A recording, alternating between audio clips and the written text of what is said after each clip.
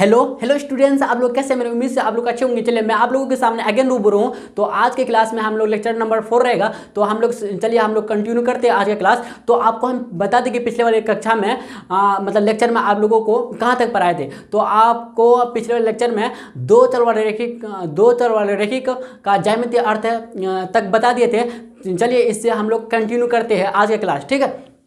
तो इसके बाद हम लोग का नेक्स्ट पॉइंट पढ़ना है हम लोग को क्या, दो चल वाले रेखीय समीकरण युग्म के हल का ज्यामितीय अर्थ हम लोग को समझना है, ठीक है। तो चलिए समझते हैं हम लोग। दो चल वाले रेखीय समीकरण युग्म का दो सरल रेखाओं का निरूपित करता है। तो अगर आपसे कोई पूछे कि दो चर वाले रेखीय समीकरण युग्म में युग्म का ज्यामितीय रूप में कितने सरल रेखाओं को निरूपित करता है, तो दो सरल रेखाओं को निरूपित करता है। कितने? दो सरल रेखाओं को। तो एक सरल रेखाओं नहीं, दो सरल रेखाओं को निरूपित करता है दो चर वाले रेखीय समीकरण युग्म में, ठीक है। तो इतना याद रखना आप लोग को। यहाँ जो है ना तीन स्थितियाँ, मतलब तीन केस। देखिए स्थितियों को इंग्लिश में स्थिति को इंग्लिश में कैस बोलते, केस नहीं कैस, मतलब CAS कैस स्थिति, पोजीशन, ठीक है। यहाँ तीन स्थितियाँ संभव है, ठीक है। यहाँ पे तीन स्थितियाँ संभव है। स्थिति पहला, केस नंबर पहला क्या है कि दो चर वाले रेखीय समीकरण युग्म को निरूपित करने वाली दोनों रेखाएं जो ना एक बिंदु पर प्रतिच्छेद करती है, तो दिए गए समीकरण युग्म का एक अद्वितीय मतलब यूनिक हल होता है। देखिए आपको अगर हम मतलब क्या एग्जाम पैटर्न के व्यू से, बोर्ड एग्जाम के पैटर्न के व्यू से देखें तो ये सब इंपॉर्टेंट चीज़ें है भाई, समझे। आपको समझना पड़ेगा जरूरी, ठीक है। आप लोग फोकस कीजिए बोर्ड की तरफ और मेरी बातों को ध्यान से सुनिए, ठीक है। तो चलिए हम लोग पहला क्या पढ़ते हैं। स्थिति पहला क्या है, हम लोग को कह रहा है क्या कि दो चर वाले रेखीय समीकरण युग्म को निरूपित करने वाले, अगर दो चर रेखीय समीकरण युग्मों को निरूपित करने वाली दोनों रेखाएं जो अगर एक बिंदु पर प्रतिच्छेद करती है, अगर एक बिंदु पर प्रतिच्छेद करती है, अगर दो मतलब आपको एक क्या कहते हैं दो चर वाले रेखीय समीकरण युग्म का हल दे दिया, ठीक है। तो अगर आपको बोल रहा है कि दोनों रेखाएं जो है ना एक बिंदु पर प्रतिच्छेद करती है, तो दी गई समीकरण के कितने हल होंगे। तो यहाँ पे कह रहा है कि भाई तो दी गई समीकरण युग्म का अद्वितीय, एक अद्वितीय का मतलब क्या, यूनिक, मतलब केवल एक, ठीक है। केवल एक। अद्वितीय का मतलब होता है यहाँ पे तात्पर्य है यूनिक, मतलब एक, समझे, अकेला। देखिए यूनिक बोलता है ना, कोई इंसान यूनिक है पर्सनालिटी में, तो यूनिक का मतलब अकेला, मतलब एक, ठीक है। तो एक हल होगा, ठीक है। इतना समझ गए। तो आपको हम फिर से रिपीट करते हैं। केस नंबर पहला क्या है, केस स्थिति पहला में हम लोग का क्या है कि दो चर वाले रेखीय समीकरण युग्म को निरूपित करने वाली, दो चर वाले रेखीय समीकरण युग्मों को निरूपित करने वाली दोनों रेखाएं जो है एक बिंदु पर प्रतिच्छेद करती है, तो दिए गए समीकरण युग्मों का एक अद्वितीय मतलब यूनिक हल होगा। तो देखिए आपको ना, आपको स्थिति फर्स्ट और स्थिति सेकंड, स्थिति थर्ड आपको जो बताए हैं, तो स्थिति फर्स्ट के बाद आपको फिगर छापना। तो आपको हम स्थिति 1, स्थिति 2, स्थिति 3 आपको हम बता देते हैं, ठीक है। तो आपको हम फिगर समझा के तब फिगर आपको छापना है, ठीक है। आप इसके जगह अगर आप अभी लिखना चाहते हैं, ठीक है, तो स्थिति 1 लिखकर आप जगह छोड़ दीजिएगा आप लगभग 4-5 लाइन, ठीक है। तो इसी तरह से स्थिति 2 लिखकर आप छोड़ दीजिएगा 4-5 लाइन। इसी तरह से स्थिति 3 मतलब इतना लिखकर आप लगभग 4-5 लाइन छोड़ के तब आगे कुछ लिखिएगा, ठीक है भाई। क्योंकि आपको हम स्थिति समझाते हैं यहाँ पे शब्दों में समझाते हैं, लेकिन आपको हम फिगर के द्वारा समझाएंगे या आपको लिख कर समझाएंगे, इसका तात्पर्य क्या मिला आपको, ठीक है। तो चलिए, तो हम लोग स्थिति पहला समझ गए, ठीक है। तो दो चर वाले रेखीय समीकरण युग्मों को निरूपित करने वाली दोनों रेखाएं जो है एक बिंदु पर प्रतिच्छेद करती है, अगर एक बिंदु पर प्रतिच्छेद करती तो दी गई समीकरण युग्म का एक अद्वितीय मतलब यूनिक हल होगा। तो पहला समझ गया हम लोग स्थिति पहला। स्थिति दूसरा क्या कर रहा है हम लोग का कि दो चर वाले रेखीय समीकरण युग्म को निरूपित करने वाली दोनों रेखाएं जो अगर दोनों रेखाएं समानांतर हो, दोनों रेखाएं समानांतर हो मतलब मिले नहीं, ठीक है, तो दिए गए दो चर वाले रेखीय समीकरण युग्म का कोई हल नहीं होगा। तो हम लोग क्या समझे, तो हम लोग केस नंबर 2 क्या कहता है कि स्थिति नंबर 2 हम लोग को क्या कहता है कि अगर दो चर वाले रेखीय समीकरण युग्म को निरूपित करने वाली दोनों रेखाएं अगर मतलब समानांतर हो, मतलब पैरेलल हो, मिले नहीं, ठीक है, तो दिए गए दो चर वाले रेखीय समीकरण युग्म का कोई हल नहीं होगा, एक भी हल नहीं होगा, ठीक भाई। अब स्थिति नंबर 3 हम लोग पढ़ते क्या, यदि दो चर वाले रेखीय समीकरण युग्म को निरूपित करने वाली दोनों रेखाएं अगर समपाती है हो, तो इस स्थिति में एक रेखा पर के सभी बिंदु दूसरे पर रेखा पर पड़ेंगे। इस स्थिति में दी गई रेखीय समीकरण युग्म के अपरिमित रूप से अनेक हल होंगे, ठीक है भाई। बात को समझे, दो चर वाले रेखीय समीकरण युग्म के अपरिमित रूप से अनेक हल होंगे, ठीक है। देखिए आपको हम ना अब बताते हैं, थोड़ा सा रिपीट करते हैं। देखिए हम लोग का स्थिति नंबर पहला क्या कहता है कि अगर दी गए दो चलवार रेखीय समीकरण युग्म में अगर दोनों रेखाएं प्रतिच्छेदी हो तो एक अद्वितीय हल होगा, मतलब यूनिक हल होगा।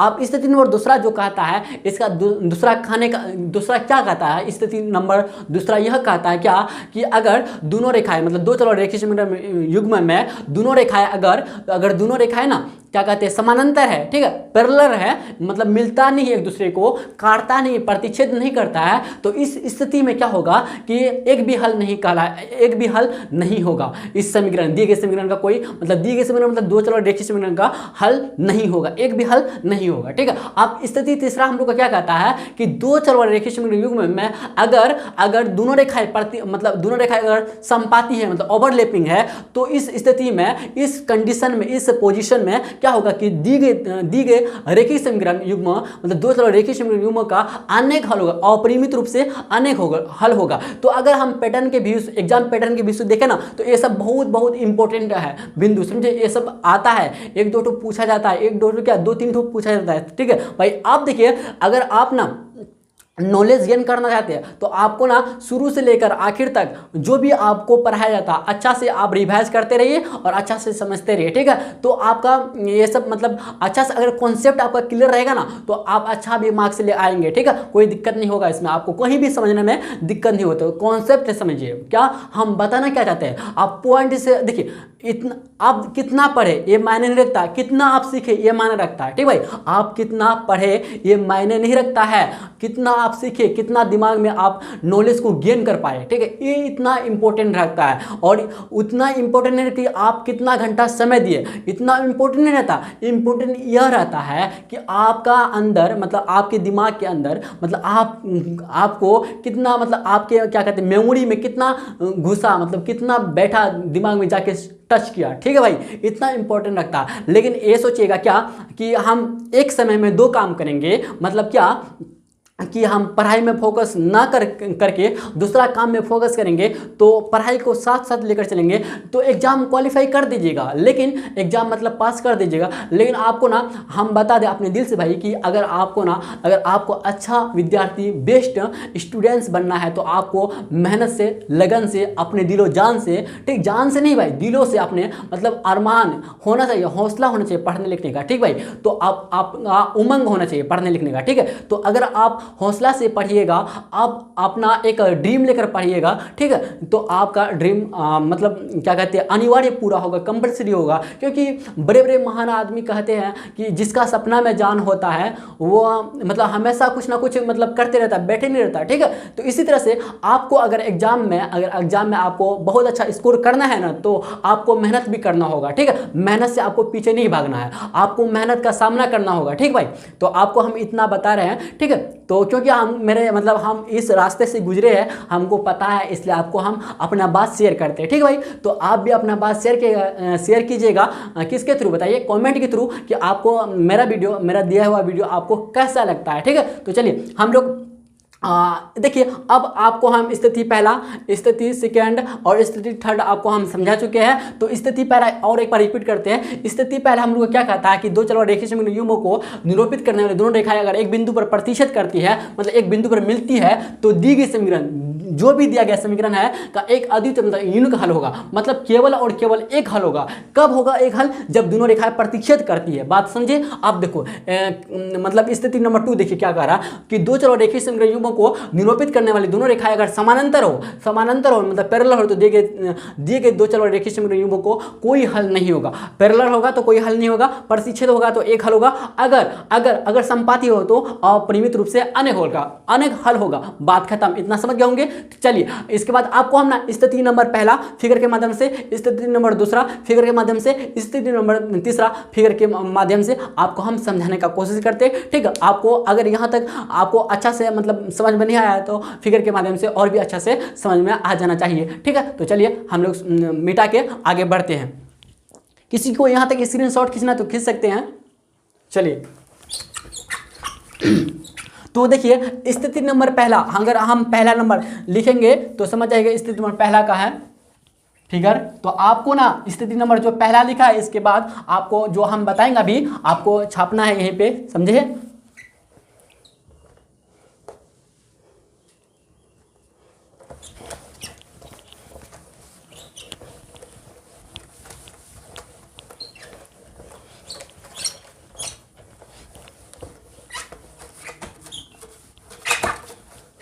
देखिए भाई, तो हम लोग का स्थिति नंबर पहला में क्या कहा था कि अगर दोनों रेखाएं प्रतिच्छेदी हो, क्या हो, दोनों रेखाएं प्रतिच्छेदी हो। जैसे मान लेते क्या, एक रेखा कुछ भी मान लेते हैं, एल एम कुछ भी मान सकते हैं, एल मान लेते हैं, और दूसरा रेखा एम, ठीक है।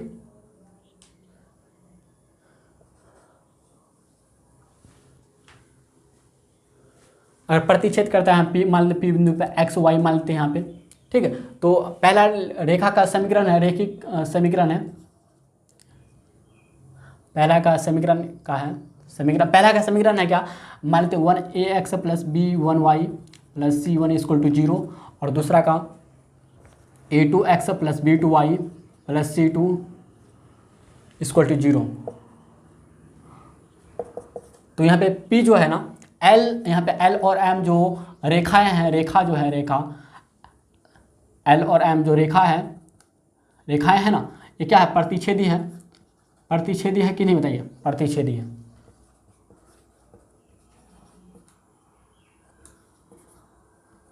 है कि नहीं बताइए, प्रतिच्छेदी है।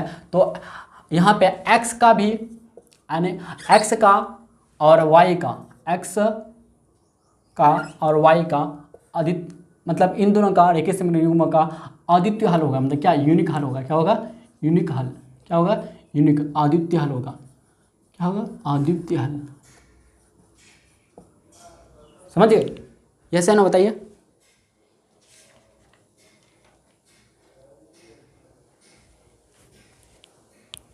मतलब यहाँ पे क्या, x का भी एक हल होगा, एक हल, और y का भी एक हल होगा,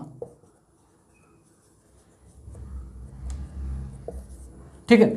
x का भी एक हल होगा, y का भी एक हल होगा, समझे बात को। तो स्थिति पहला का आपको इसके नीचे फिगर छापना है, और दूसरा स्थिति के नीचे आपको फिगर छापना क्या, तो दूसरा स्थिति हम लोग क्या कहता है कि अगर दोनों रेखाएं समानांतर हो, ठीक है।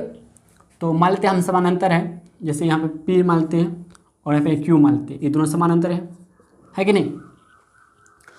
हाँ, और पहला रेखा का समीकरण है, पहला रेखा का समीकरण है क्या, a1x plus b1y plus c1 equal to 0, और दूसरा का है हम लोग का a2x plus b2y plus c2 equal to 0।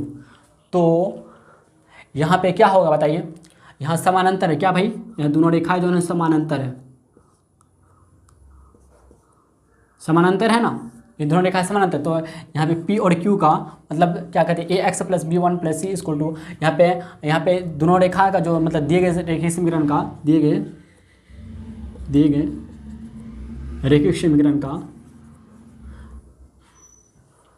a1x plus b1 y plus c1 equal to 0, और a2x plus b2 y plus c2 equal to 0 का मतलब जो मतलब दोनों समीकरण है ना, इन दोनों का हल रेखीय समीकरण का हल नहीं है, हल एक भी नहीं है, हल एक भी नहीं होगा, समझे भाई, ये से ना बताइए। हाँ, एक भी हल नहीं होगा, हाँ, तो इन दोनों का हल एक भी नहीं होगा। आप देखिए, आपको फिर स्थिति नंबर 3 है जो आपको बताए थे ना, अब इसमें छापना है आपको। जैसे मान लेते क्या, यहाँ पे ये L है, ठीक है, और यहाँ पे मान लेते एक M है, दो रेखा है, यहाँ पे मान लेते A B C D मान लेते, ठीक है। तो इसी तरह से यहाँ A B क्या मतलब मान लेते क्या, A B यहाँ पे जो है ना, एक मतलब एक रेखा का समीकरण है a1x plus b1y plus c1 equal to 0, और एक है a2x plus b2y plus c2 equal to 0। ये जो दोनों है क्या है, संपाती है क्या भाई, अगर संपाती है तब क्या होगा कि तब अन्य अपरिमित रूप से अनेक हल होगा, यस या नो बताइए, समझ गए होंगे ना। हाँ तो देखिए स्थिति नंबर पहला में ए फिगर आप छाप लीजिएगा, स्थिति नंबर दूसरा में ए फिगर छाप लीजिएगा, और स्थिति नंबर तीसरा में ए फिगर आप लोग समझ लीजिएगा, छाप लीजिएगा समझने के लिए, ठीक है। लिख लीजिएगा आलेख, इतना का समीकरण का आलेख अच्छा रहेगा, आलेख लीजिएगा, ठीक, आलेख।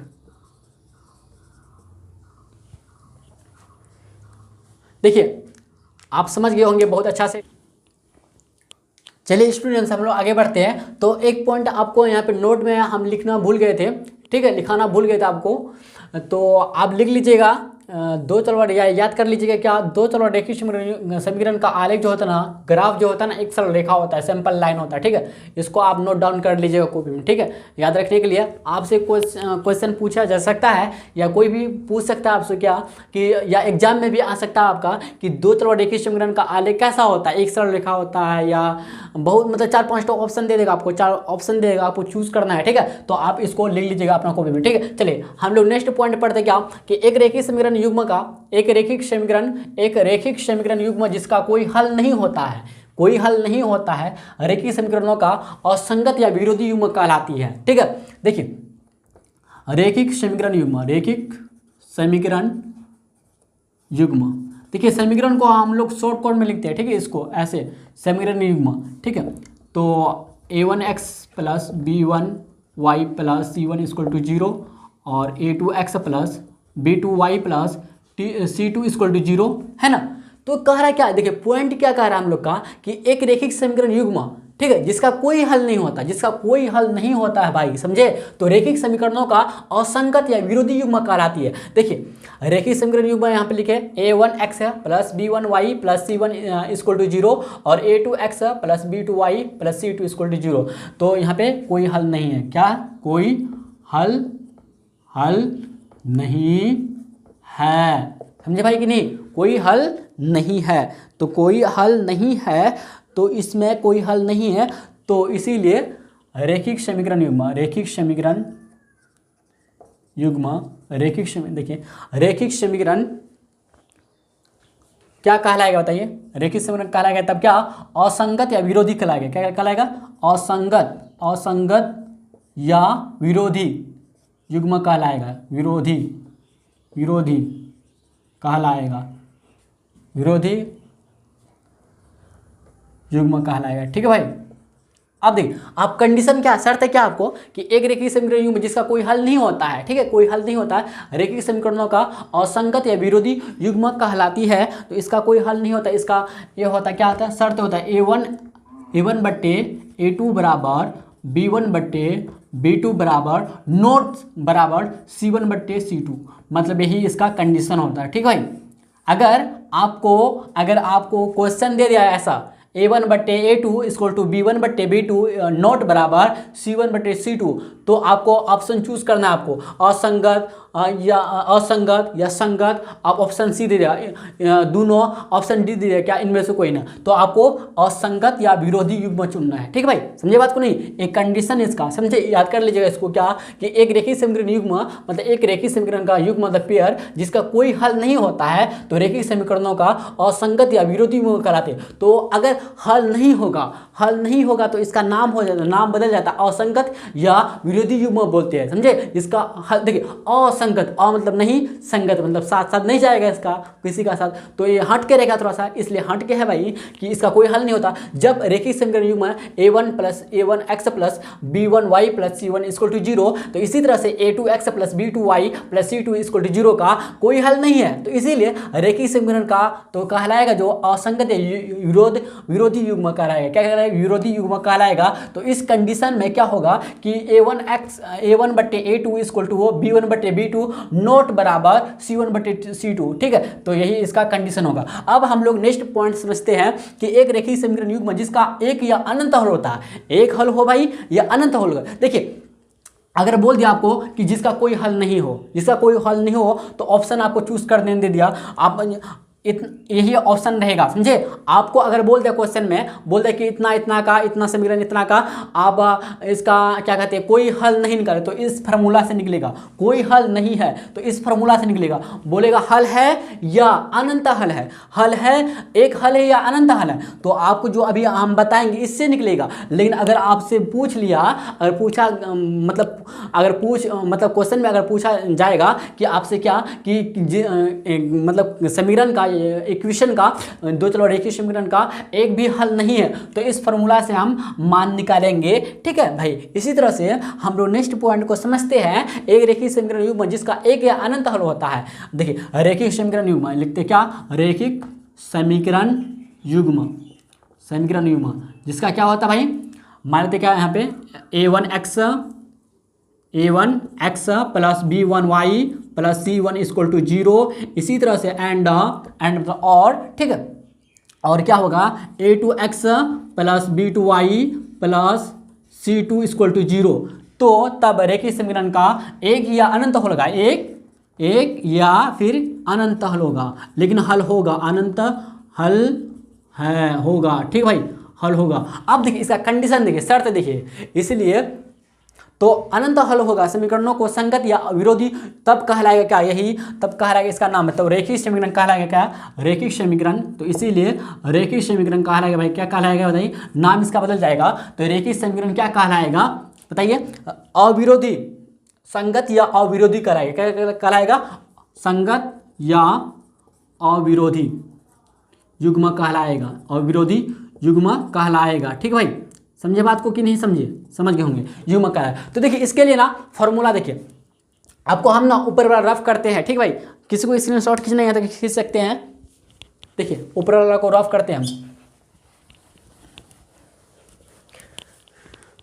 देखिए जैसे कि लिखते हैं हम a1/a2 बराबर नोट बराबर b1/b2, और एक तो लिखते हैं एंड और तो a1/a2 बराबर b1/b2 बराबर c1/c2। अब समझिए थोड़ा सा हम क्या आपको समझाना चाहते हैं। देखिए अगर रेखीय समीकरण युग्म का मतलब दो चर वाले रेखीय समीकरण युग्म का अगर एक हल होगा तो इससे एक हल मिलेगा हमको, तब बोलेंगे इसमें एक हल होगा, ठीक भाई, इसमें एक हल होगा। लेकिन अगर बोल जाए कि अपरिमित रूप से अनेक हल होगा, अनेक हल होगा, तो इस फॉर्मूला को हम लोग इस फॉर्मूला को लेकर चलेंगे और आंसर निकालेंगे। समझे भाई बात को नहीं। हाँ याद रखिए इतना क्या कि अगर एक रेखीय समीकरण युग्म का जिसका एक या अनंत हल होता है तो रेखीय समीकरणों का संगत या अविरोधी युग्म कहलाता है, संगत युग्म कहलाता है या फिर अविरोधी युग्म कहलाता है। तो यही कंडीशन इसका शर्त है, a1/a2 equal to not equal to b1/b2, तो b1/b2, तो एक हल होगा, इसका क्या होगा, एक हल होगा, क्या होगा, एक हल होगा, एक हल। इसमें अपरिमित रूप से अनेक हल, अपरिमित रूप से अनेक हल, समझे भाई कि नहीं, अपरिमित रूप से अनेक हल, अनेक हल, अनेक हल होगा तब, समझे। चलिए इतना आप लोग मेरे ख्याल से समझ गए होंगे। चलिए हम लोग मूव ऑन करते हैं आगे, हम लोग नेक्स्ट पॉइंट को समझते हैं। अब कह रहा है क्या नेक्स्ट पॉइंट हम लोग क्या कर रहा है कि तुल्य रेखीय समीकरणों के युग्मों के अपरिमित रूप से अनेक हल होते हैं। क्या कर रहा है, तुल्य रेखीय समीकरणों के रेखीय समीकरणों के एक युग्म के अपरिमित रूप से कौन सा अपरिमित रूप से अनेक हल होते हैं, अनेक हल होते हैं मतलब अनंत हल होते हैं, ठीक है, अनेक हल होते हैं। इस युग्म को दो चर वाले रेखीय समीकरण, दो चर वाले रेखीय समीकरणों का आश्रित युग्म कहते हैं, ठीक है। देखिए इसी का नाम दूसरा हो गया आश्रित युग्म कहते हैं। रेखीय समीकरणों का आश्रित युग्म जो होता है हमेशा संगत होता है, ठीक है, हमेशा क्या होता है भाई, संगत होता है। रेखीय समीकरण युग्म देखिए, समीकरण युग्म क्या, a1x plus b1y plus c1 equal to 0 and, ठीक है, a2x plus b2y plus c2 equal to 0, ठीक है। तब का मतलब रेखीय समीकरण युग्म तब कहलाएगा क्या बताइए, इसका एक अपरिमित रूप से अनेक हल होगा, अपरिमित रूप से अनेक हल, अपरिमित रूप से अनेक हल, अनेक हल, ठीक है। तब कहलाएगा, तब क्या कहलाएगा बताइए, तब रेखीय समीकरण युग्म कहलाएगा क्या, तब रेखीय समीकरण युग्म, रेखिक समीकरण युग्म संगत या अविरोधी होगा। ठीक है, यस है नो बताइए। तब रेखीय समीकरण युग्म जो होगा संगत या अविरोधी होगा। चलिए आज की क्लास यहीं पे हम लोग स्टॉप करते हैं। ठीक है, तो हम लोग नेक्स्ट वीडियो में मिलेंगे। आज के लिए इतना है।